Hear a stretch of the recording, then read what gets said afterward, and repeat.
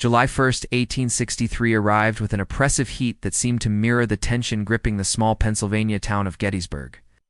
No one in this quiet farming community of 2,400 souls could have imagined that, within hours, their peaceful crossroads would become the epicenter of the most devastating battle ever fought on American soil, a three-day maelstrom of blood and iron that would determine whether the United States would survive as one nation or fracture forever into divided kingdoms. General Robert Edward Lee, commanding the Army of Northern Virginia, had made a bold gamble. After his stunning victory at Chancellorsville in May, he convinced Confederate President Jefferson Davis that an invasion of the North could break the Union's will to fight. Lee's army of 75,000 men crossed the Potomac River in mid-June, sweeping through Maryland and into Pennsylvania like a gray tide. The invasion sent shockwaves through northern cities. Philadelphia prepared for siege. Harrisburg evacuated government officials. President Abraham Lincoln, watching from Washington with growing anxiety, knew everything hung in the balance. Meanwhile, Major General George Gordon Meade had just assumed command of the Army of the Potomac on June 28th, the 3 days before destiny would call his name. The pressure on his shoulders was immense. He commanded approximately 93,000 Union soldiers, and his predecessor, Joseph Hooker, had been relieved after disagreements with Washington. Meade, a cautious engineer by training, had little time to impose his will on the sprawling force now moving northward to intercept Lee's invasion. The collision at Gettysburg was almost accidental. Neither Lee nor Meade had chosen this ground for battle. Confederate forces approached the town seeking supplies, particularly shoes, as many Southern soldiers marched barefoot through Pennsylvania's rocky terrain. Union cavalry under Brigadier General John Buford arrived first, recognizing the strategic importance of the high ground south of town. Buford, a seasoned frontier fighter with keen tactical instincts, immediately grasped what many others would miss. Whoever controlled the hills and ridges around Gettysburg would control the battle. On the morning of July 1st, advance elements of Lieutenant General Ambrose Powell Hill's Confederate corps encountered Buford's dismounted cavalry northwest of town along the Chambersburg Pike. What began as a skirmish quickly escalated as both sides fed reinforcements into the fight. Buford's troopers, armed with breech-loading carbines, fought desperately from behind fence posts and in drainage ditches, buying precious time for Union infantry to arrive. Major General John Fulton Reynolds, commanding the Union First Corps, galloped forward with his men. Reynolds, considered one of the Army's finest commanders, immediately recognized the critical nature of the fight developing. He positioned his troops along McPherson's Ridge and personally directed their deployment. As he turned in his saddle to urge his men forward, a Confederate sharpshooter's bullet struck him behind the right ear, killing him instantly. Reynolds became the highest-ranking Union officer to die at Gettysburg, falling in the battle's first hours, a grim harbinger of the carnage to come. By early afternoon on July 1st, the character of the engagement had transformed completely. What began as a cavalry skirmish now involved tens of thousands of soldiers converging on Gettysburg from multiple directions. The rattle of musketry and the thunder of artillery could be heard for miles across the Pennsylvania countryside, drawing both armies toward the sound of battle like moths to a flame. Lieutenant General Richard Stoddard, Ewell's Confederate Second Corps, approached from the north, adding overwhelming pressure to the Union forces already engaged. Major General Oliver Otis Howard, who assumed command after Reynolds' death, made the fateful decision to extend Union lines north of town to meet this new threat. The 11th Corps, still bearing the stigma of their collapse at Chancellorsville 2 months earlier, formed up along Oak Ridge and north toward the Carlisle Road. The men in blue fought with desperate courage, but mathematics and geography conspired against them. Confederate forces now attacked from the north and west in a crushing vice. Artillery shells screamed overhead, exploding in orange bursts that sent deadly iron fragments scything through the ranks. The distinctive rebel yelled at high-pitched, wavering scream that had terrified Union soldiers on a dozen battlefields rose from thousands of throats as gray and butternut-clad soldiers surged forward. Major General Abner Doubleday, commanding the First Corps after Reynolds' death, watched his division slowly crumble under the relentless Confederate pressure. The fighting along McPherson's Ridge and Seminary Ridge became savage and intimate. Men loaded and fired until their rifle barrels burned their hands. They clubbed each other with musket butts when ammunition ran low. Wounded soldiers crawled toward the rear, leaving bloody trails in the summer grass. By mid-afternoon, the Union position became untenable. Howard ordered a fighting withdrawal through Gettysburg's streets toward Cemetery Hill, the high ground south of town that would become the linchpin of Union defense. The retreat quickly degenerated into chaos. Confederate soldiers pursued the fleeing Union troops through Gettysburg's narrow streets and brick alleys. Hundreds of Yankees were captured as they became disoriented in the unfamiliar town. Citizens watched from windows in horror as the battle consumed their community. According to historical records preserved in the National Archives and referenced in numerous scholarly works, including James McPherson's Battle Cry of Freedom, the first day at Gettysburg cost approximately 9,000 Union casualties and 6,000 Confederate casualties. These numbers represented just the opening act of America's bloodiest battle. Yet amid the Confederate victory on July 1st, a crucial opportunity slipped away. General Lee arrived on the field late in the afternoon and observed Union forces streaming toward Cemetery Hill in disorder. He sent a discretionary order to General Ewell to take the hill if practicable. Ewell, new to Corps' command after the legendary Stonewall Jackson's death at Chancellorsville, hesitated. His troops were disorganized from the day's fighting. Union artillery crowned Cemetery Hill, and the position appeared formidable in the fading light. Ewell's hesitation would haunt Confederate fortunes. Throughout the night of July 1st and into July 2nd, Union forces consolidated on the high ground running south from Cemetery Hill along Cemetery Ridge. Meade himself arrived near midnight, riding 20 miles from Taneytown to personally assess the situation. He conferred with his corps commanders in a small cemetery gatehouse, studying maps by candlelight. The question before them was stark: should they hold this position or withdraw toward established supply lines? Brigadier General Governor Kemble Warren, Meade's chief engineer, argued forcefully for staying. The position was naturally strong, he insisted, anchored on high ground with good interior lines that would allow Meade to shift troops quickly to threaten points. July 2, 1863, dawned with an eerie quiet that belied the tempest brewing. A thick ground fog blanketed the valley between the two armies, muffling sounds and shrouding both sides in mystery as they prepared for battle. Union soldiers, exhausted from the previous day's fighting and their midnight march to defensive positions, worked frantically to improve their lines. They piled rocks into crude breastworks, felled trees to create obstacles, and positioned artillery to command the approaches. General Meade's defensive line resembled a giant fishhook. The eye of the hook rested on Culp's Hill at the northern end, curved westward around Cemetery Hill, then ran south along Cemetery Ridge for nearly 2 miles. The shank of the hook extended to 2 rocky prominences at the southern end, Little Round Top and Round Top. This position, chosen partly by circumstance and partly by design, would prove to be a masterpiece of defensive terrain. General Lee, confident after the previous day's victory, developed an audacious plan. He would strike both ends of the Union line simultaneously. Ewell's corps would demonstrate against the Union right at Culp's Hill and Cemetery Hill, fixing forces in place. Meanwhile, Lieutenant General James Longstreet's 1st Corps, the most powerful striking force in Lee's army, would march south and assault the Union left flank, rolling up Meade's line from south to north like a carpet. Longstreet objected strenuously.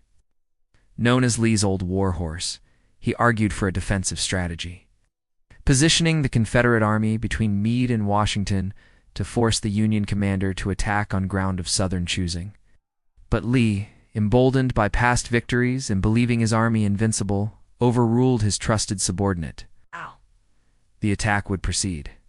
The delay in launching Longstreet's assault would prove catastrophic for Confederate hopes.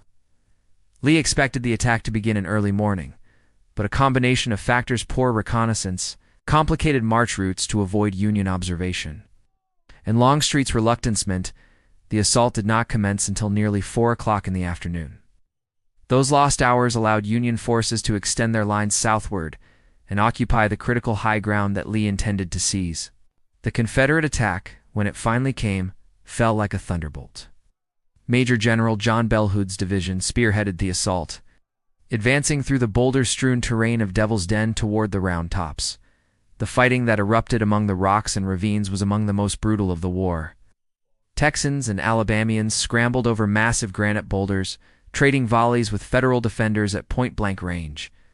The air filled with the crack of rifles, the screams of wounded men, and the acrid smell of gunpowder. Hood himself fell early in the attack, struck in the arm by an artillery shell fragment that would leave him permanently disabled. His loss disrupted Confederate coordination at a critical moment. Meanwhile, Union defenders fought with the desperation of men who knew defeat meant annihilation. 4th Maine, 1st Texas, and 44th New York traded volleys amid the rocks and trees, neither side willing to yield an inch of blood-soaked ground. But the most critical action was unfolding on Little Round Top, the rocky hill that anchored the Union left. Through a remarkable combination of initiative and good fortune, Brigadier General Governor Warren had recognized that this vital position stood virtually undefended.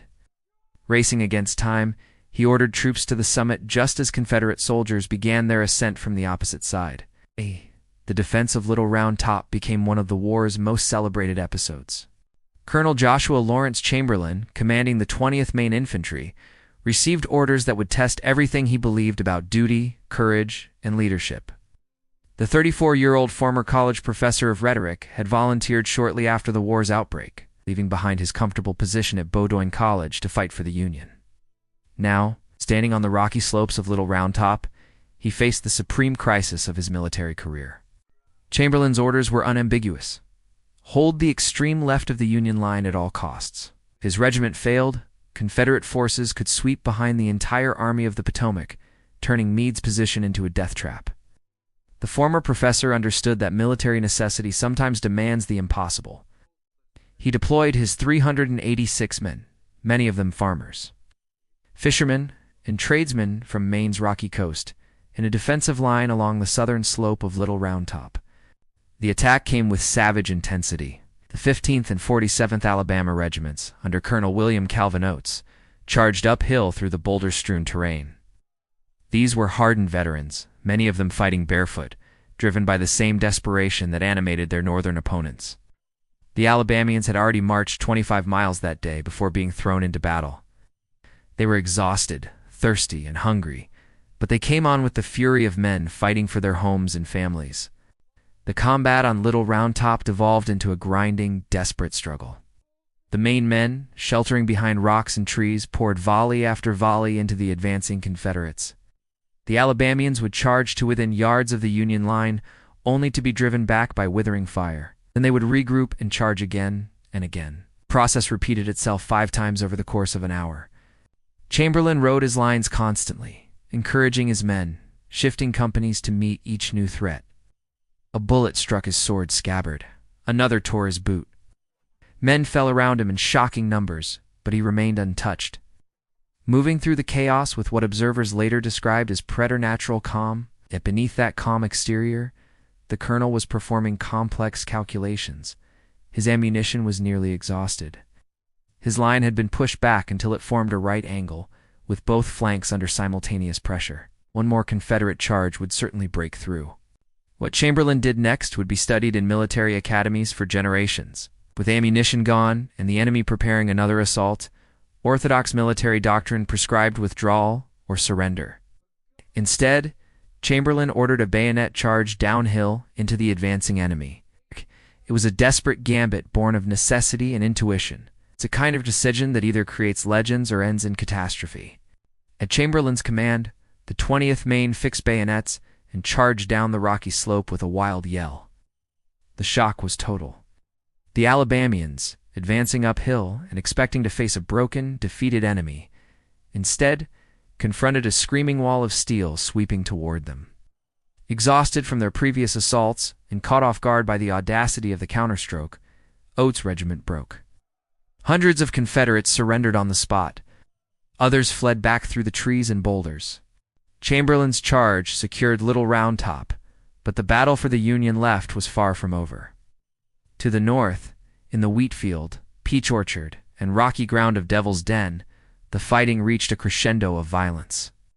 Confederate forces under Longstreet pushed deep into Union positions, threatening to split Meade's army. The wheat field alone would change hands 6 times during the afternoon, each exchange costing hundreds of casualties. Major General Daniel Edgar Sickles, commanding the Union Third Corps, made a controversial decision earlier in the day to advance his troops from Cemetery Ridge to higher ground near the Peach Orchard. This movement, unauthorized by Meade, created a dangerous salient exposed on three sides. When Longstreet's assault came, Sickles' corps bore the brunt of the attack. The wheat field on July 2nd became a killing ground unlike anything most soldiers had experienced. The 20-acre field of trampled grain transformed into an abattoir where desperate men fought with rifles, bayonets, artillery, and bare hands. Bodies piled upon bodies as unit after unit charged into the maelstrom, only to be cut down by volleys fired at murderously close range. Major General Lafayette Meclaws. Confederate divisions struck the salient created by Sickles' advance with devastating force. Artillery positioned along the Emmetsburg Road poured canister shot into Union ranks, hundreds of metal balls turning cannon into giant shotguns that could shred an infantry line at 200 yards. The distinctive white smoke of black powder artillery drifted across the battlefield in choking clouds, creating moments of terrible blindness when soldiers fired at muzzle flashes and screams rather than visible targets. The 1st Minnesota Infantry was ordered forward in one of the war's most desperate charges. 262 men advanced against 1,500 Confederates to buy time for Union reinforcements to arrive.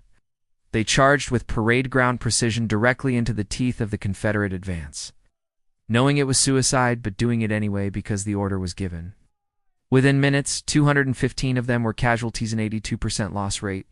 That stands as the highest for any unit in a single action during the entire war. General Sickles himself fell victim to the violence he had helped provoke.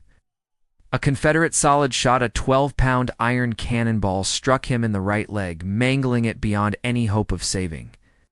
Even as surgeons prepared to amputate, Sickles maintained his characteristic bravado, smoking a cigar and calling for whiskey. He would survive, lose the leg, and spend the next 4 decades arguing that his controversial deployment had actually saved the Union left flank. Historians remain divided on this question to this day.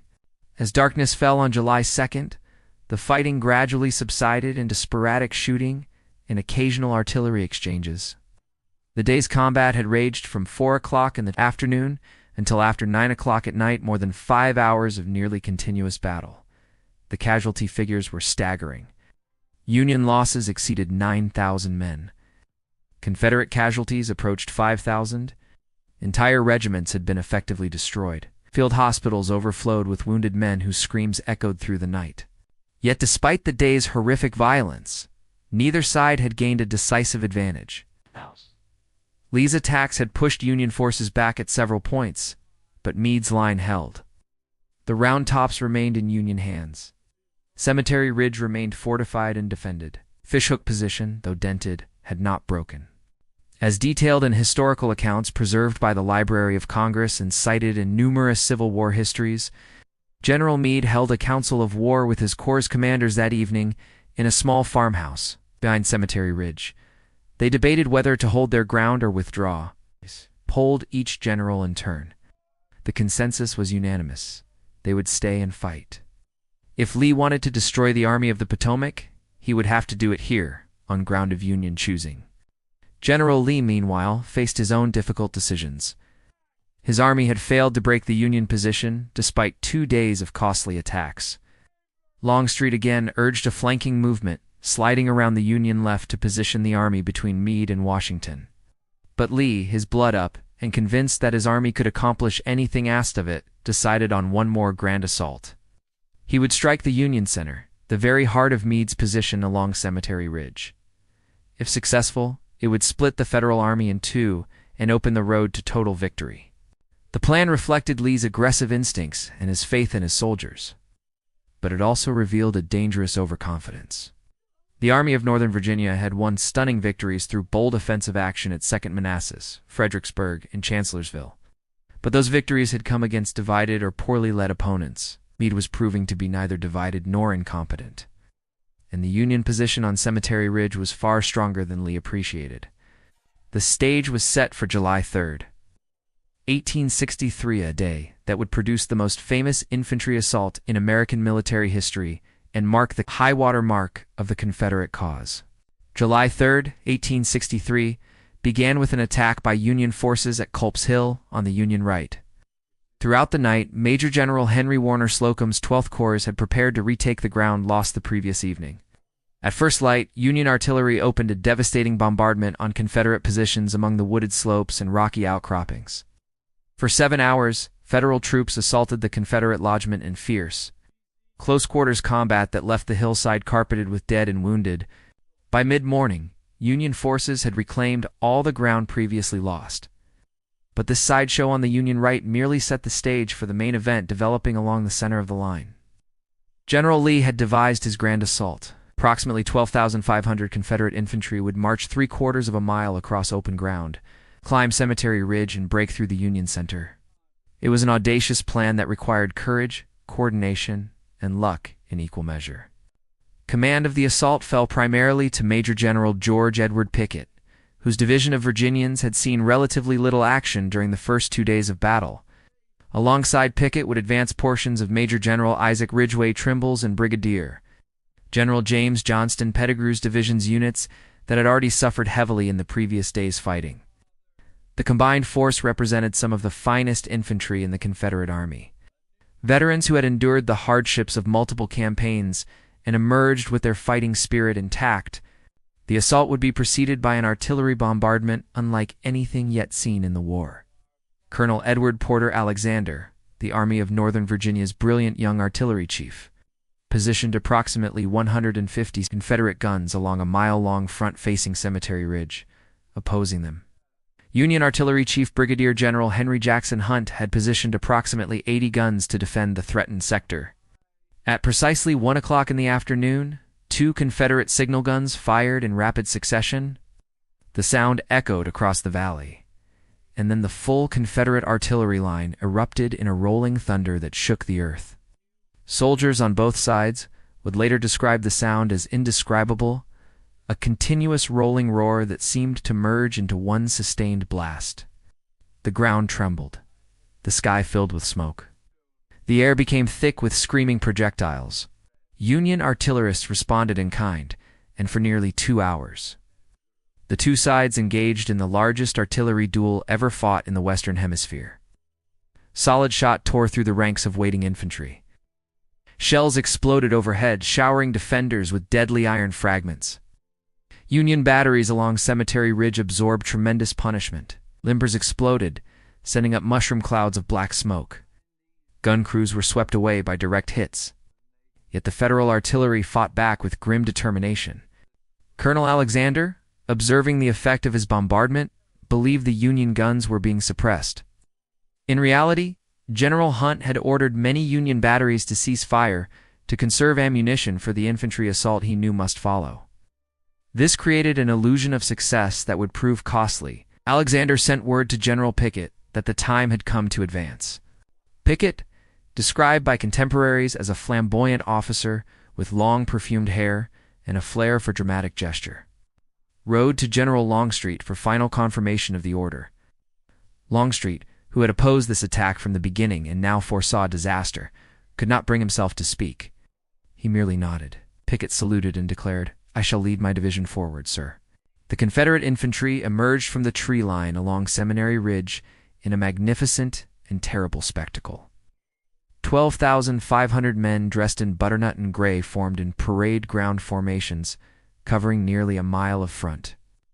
Battle flags snapped in the July breeze, Virginia battle flags embroidered with battle honors from a dozen victorious fields.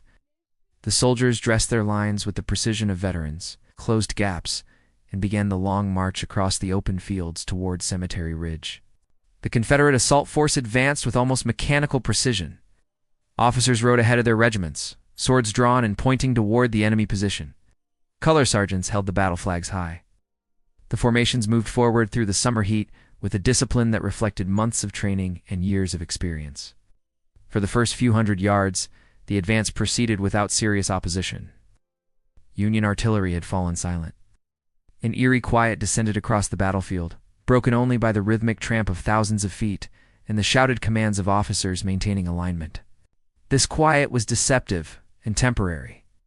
As the Confederate line crossed the Emmitsburg Road and began the final approach up the gradual slope toward Cemetery Ridge, Union artillery opened fire with devastating effect. General Hunt's guns, conserved during the preliminary bombardment, now unleashed everything they had saved. Solid shot tore through the advancing ranks, each projectile killing or maiming multiple men. Shells exploded overhead in black bursts that sent lethal iron fragments slicing through human flesh. Canister rounds transformed artillery pieces into giant shotguns, firing hundreds of iron balls that could shred an entire company. The Confederate formations began to waver and compress. Units on the flanks received particularly punishing fire from Union batteries positioned to deliver enfilading shots, artillery fire that swept along the length of the advancing lines rather than into their front. Entire companies simply ceased to exist, swept away by concentrated artillery fire. Yet the survivors closed ranks and continued forward. Such was the training and courage of these veteran soldiers that they maintained their advance even as the ground around them became carpeted with dead and wounded comrades. Brigadier General Lewis Addison Armistead, 46-year-old Virginian whose personal friendship with Union General Winfield Scott Hancock dated to their pre-war service together, commanded a brigade in Pickett's division. As his men approached the stone wall that marked the Union defensive line, Armistead placed his black hat on the point of his sword, raised it high, and shouted for his men to follow. It was an act of conspicuous gallantry that made him an instant target for hundreds of Union rifles. The Union defensive line along Cemetery Ridge consisted of 2 divisions from the 2nd Corps under Major General Winfield Scott Hancock, the same Hancock who had been Armistead's friend in the old army.